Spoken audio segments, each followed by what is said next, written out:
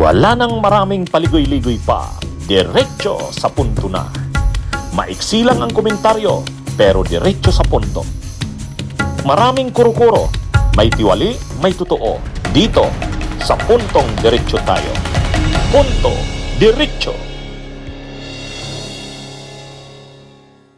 Pero dito sa usapin ni sabi ni Risa, gusto niya na sa 2028 mabuo natin yung malakas, yung malawak na at malakas na pwersa ng oposisyon. Anong ibig niyang sabihin? Ibig sabihin, yung pinag-uusapan natin ngayon at sa mga previous episodes, a broad front against the Dutertes, against impunity, against crimes against humanity, against betrayal of the national sovereignty. Yan yung bubuuin. At sinisimula na yan ngayon, attorney.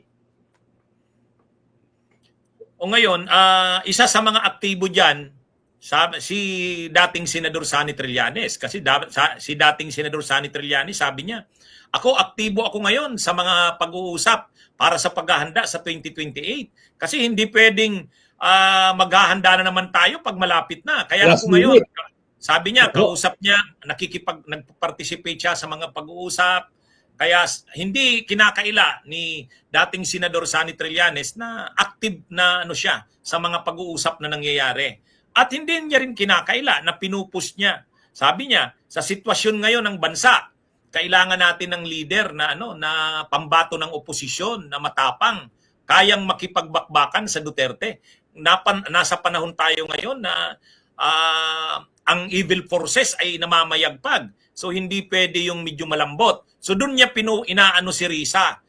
At dito niya rin binabanggit na tingin niya hindi si Leni ang pwedeng maging magka-qualify sa ganung kailangan ng panahon natin ngayon. Nagbigay na po siya ng openness. Okay. And that's a good enough sign. Sinasabi naman natin, we're not asking VP Leni to declare. No, kahit lang yung mga leaders ng Pink, sabihin niya na siya ay bukas. So, sa pagtakbo, hindi naman yun i-declare mo sa media, open. Hindi. Pero meron, at least alam nyo kung saan ang direksyon. At ang kagandaan nito, si Senator Risa, ginawa niya na yon. Nag-declare siya ng openness. She's not saying she will definitely run because... Tama ba yung intindi namin, Senator, na kung gusto mong manalo sa 2028, parang dapat ngayon pa lang pinaghahandaan mo na yan. Opo. Yeah. Di ba ganun na nga nangyari sa atin noong 2022 dahil because of the indecisiveness hindi nakapag-prepare. So dapat natuto na tayo doon. Kung bukas pa sila sa pagtakbo bilang Pangulo, kailangan naghahanda na. Hindi natin sinasabing mag-declare publicly kung hindi maghanda ka internally. At walang ganong paghahanda na ginagawa. Kaya kino-call out ko na yon. Kasi ngayon, meron na tayong pagpipilian, hindi na lang siya. Kaya dati kasi no choice, nag-aantay ka sa kanya . Pero ngayon, pwede nang hindi siya antayin. Pero ang pinaka-importante kasi dito, yung presidente. Kasi 'di ba, dapat yung leader talagang nasa sayo magsisimula yon, yung readiness na tipong gusto mo bang mamuno ng ating bansa with all the problems, with all the challenges? Kailangan buo ang loob mo to answer that question. Yes, hindi pwedeng itutulak ka ng mga tao kasi yung mga ganong mga pakyut na style of politics hindi na nga bumenta . Tsaka it's unfair to the people na pinipilit ka pa na maging leader nila. 28, for sure I will be participating doon sa preparations para sa presidential candidate of our choice. Kasi napaka-importante ito para sa ating bayan. Kaya kailangan makilahok tayo. Simula pa lang para siguradong handang-handa pagdating ng panahon. Ngayon kung sino yung presidential candidate na yon, sa ngayon sinusuri pa. At pero ang personal preference ko ay si Senator Risa Ontiveros. Kaya lang nagre-react siyempre yung mga pro-Leni. Nal, ano bang masasabi mo dyan? Ako, ang inimbo ko lang naman, yung mismo mga sinabi ni Leni, na yung baton ng leadership ay ipinapasa ko na kay Risa. Ikalawa, magfo-focus ako sa local. No? At kapapanalo lang niya as Mayor ng Naga. No? Sa 2028, hindi pa tapos yung kanyang unang term, tatakbo siya uli sa national. Tingin ko hindi naman ganun si Lenny. Parang yun lang ang aking batayan. Ngayon, ibang usapin kung may iba na gustong tumakbo. No? Yan ay dadaan ngayon sa mga tinatawag natin na primaries. Mag-uusap yung mga puwersa na yan para piliin sino ba ang pinakamalakas? Sino ba ang may dalang alternatibo na programa laban sa mga Duterte? So yan ay magiging bahagi ngayon ng isang proseso. No? Hindi naman porke sinabi ni Trillanes ito yung kanyang preference, yun na. Hindi naman ganun umaandar ang demokrasya, di ba? No? Kaya dadaan pa yan sa proseso. Pero kailangan, hindi pwedeng mangyari yan dun sa last minute, di ba? Yun naman yung ine-emphasize ni Sunny Trillanes. Huwag dun sa dulo mangyari. Simulan na ngayon. Di ba? Mag-strategize na, mag-launch na ng kampanya this early. Yun ang kanyang sinasabi. Ngayon, kung sino yan, yan ang magiging resulta ng proseso. Oo, ang importante sa ngayon, naghahanda na. At saka, Yes.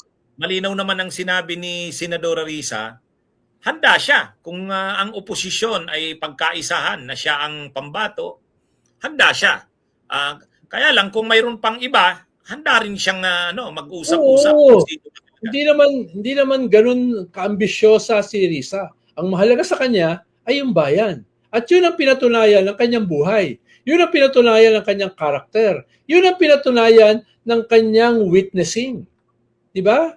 Yun eh. Kaya may proseso pa yan dadaanan, attorney.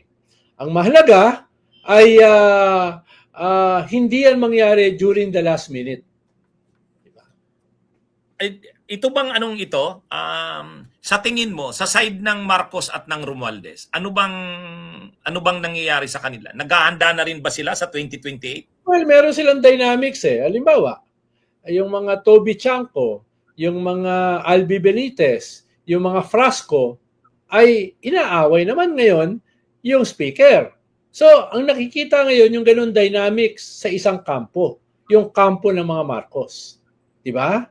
No? Kaya dapat ayusin nila yan eh. Kung mag-aayos sa mga pink, mag-ayos din sila.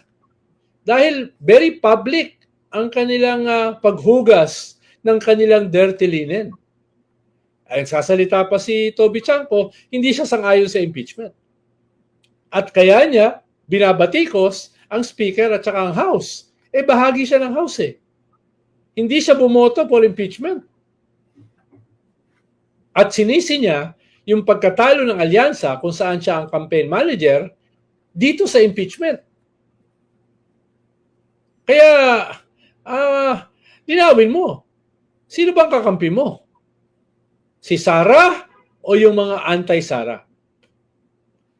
Pero, siya ay nasa gobyerno. Siya ay nasa kampo ni Marcos. Siya ay practically kamag-anak na Marcoses. So, linawin niya. Ibig sabihin, sila mismo may iba't ibang mga paksyon. No? At itong mga paksyon na ito ay ginagamit ng kanilang mga kalaban. Laban mismo sa kanila. Kaya kailangan din nilang magayos. At saka dapat na isa sa i-consider natin dyan, Nald. Bunyog, halikan na kasama ka. Bunyog, kapag buklod ay may pag-asa. Luzon, Visayas, Mindanao, isa ang pananaw. Sa bagong Pilipinas ang bunyog isisigaw. Bunyog.